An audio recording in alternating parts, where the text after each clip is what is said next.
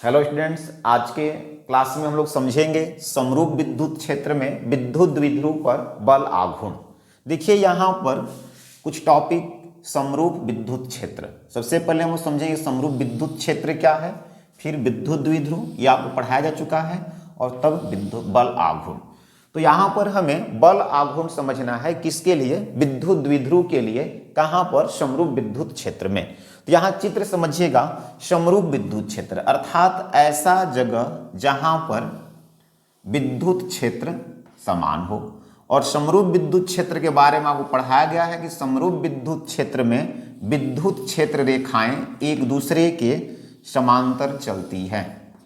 समरूप विद्युत क्षेत्र किसे कहते हैं, तो जब विद्युत क्षेत्र रेखाएं एक दूसरे के समांतर चलती हैं तो वहां पर जो विद्युत क्षेत्र होगा वह समरूप होगा, अर्थात यहां सभी जगह एक समान विद्युत क्षेत्र पाया जाएगा। मान लिया कि यह एक समरूप विद्युत क्षेत्र है जिसकी तीव्रता E है।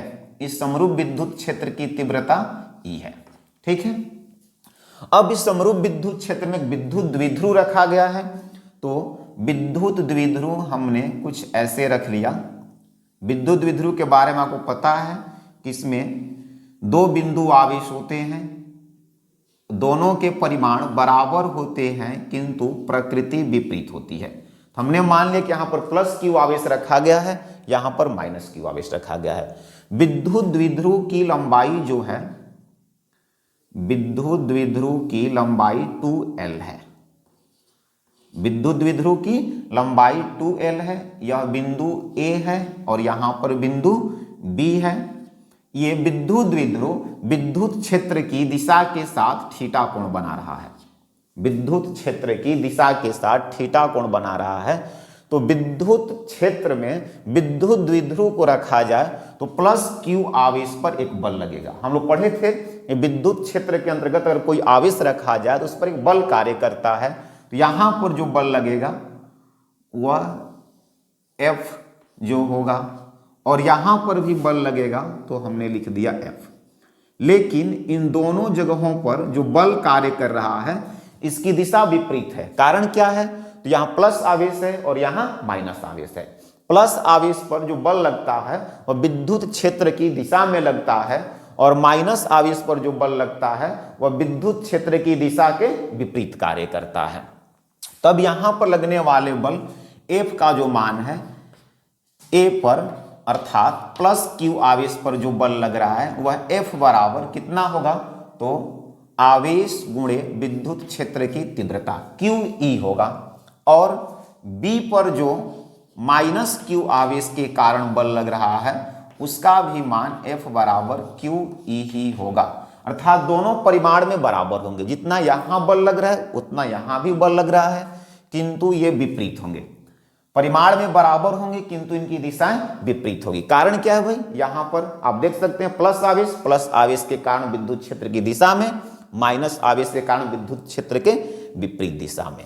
अब यहां पर इसे हम लोग अगर आगे बढ़ाते हैं डॉटेड लाइन करके और इसे ऐसे आगे बढ़ाते हैं तो ये बिंदु C इसको मान लिया गया। अब इन दोनों बलों के बीच की लंबवत दूरी अगर ज्ञात कर ली जाए, जैसे यहां पर एक बल F, यहां पर एक बल F, इन दोनों बलों के बीच की लंबवत दूरी, तो बलों के बीच की जो लंबवत दूरी है, बलों के बीच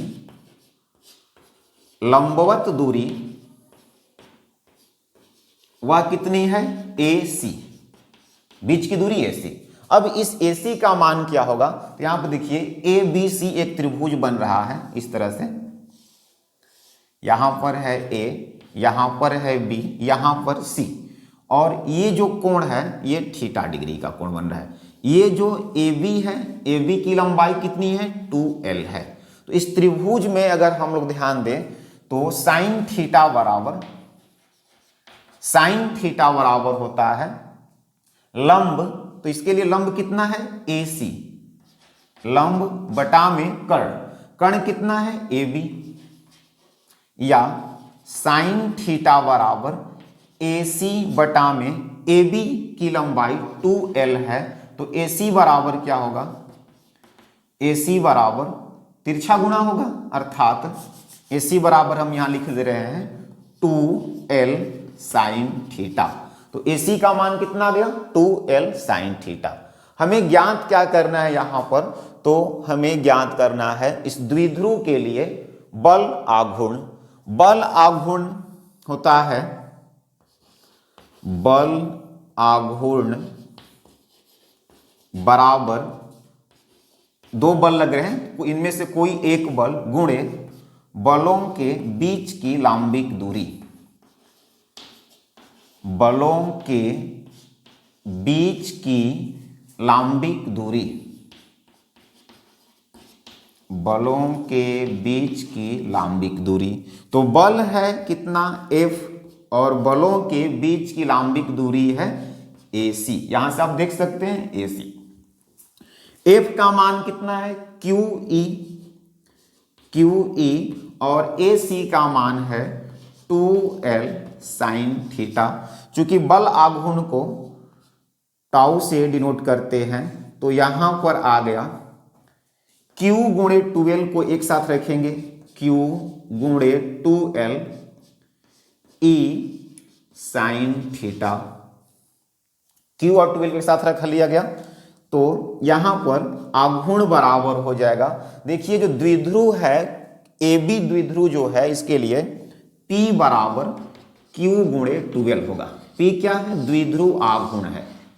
किसी भी द्विध्रुव के लिए द्विध्रुव आघूर्ण P बराबर आवेश और आवेशों के बीच की दूरी का गुणनफल। तो Q गुणे 2L को हम लिख लेंगे P और ये है E साइन थीटा। P का गुणा अगर E साइन थीटा से करें तो E साइन थीटा। तो बल आघूर्ण प्राप्त हुआ PE साइन थीटा। अगर इसे सदिश रूप में लिखना चाहें तो सदिश रूप में इसे लिखा जाए, यदि सदिश रूप में तो ये हो जाएगा तो बराबर P cross E, P cross E। यहां से साइन थीटा सिंबल हट गया क्योंकि हम लोग पढ़े हैं 11th क्लास में कि दो सदिश, अगर A और B दो सदिश हैं तो इनका सदिश गुणा करने पर A B साइन थीटा होता है।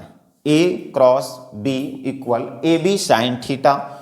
और यहां पर चूंकि PE साइन थीटा है तो tau equal P cross E हो जाएगा। तो बल युग्म का आघूर्ण के लिए हम लोग व्यंजक प्राप्त किए हैं, अदिश रूप में PE साइन थीटा और सदिश रूप में P क्रॉस E।